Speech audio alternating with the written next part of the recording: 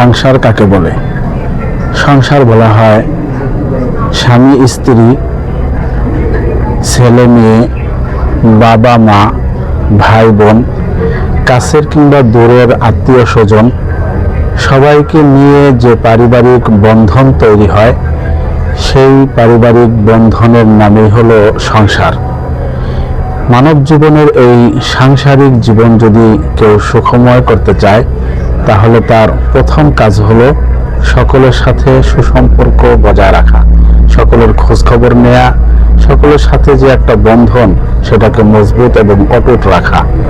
যদি আমরা সবার সাথে সুন্দর ব্যবহার করি, যে আমার সাথে দুর্ব্যবহার করে আমিও তার সাথে ভালো ব্যবহার করলাম, কেউ যদি আমার কোনো খোঁজখবর না রাখে আমি তার খোঁজখবর রাখলাম, আমি যদি নিজের পক্ষ থেকে সকলের প্রতি উদার হতে পারি, সকলের প্রতি সৌজন্যমূলক ব্যবহারকারী হতে পারি, তাহলে অবশ্যই আমার জীবনটা সুন্দর হবে এবং আমার মনে আমি সবসময় শান্তি, প্রসন্নতা উপলব্ধি করতে পারবো।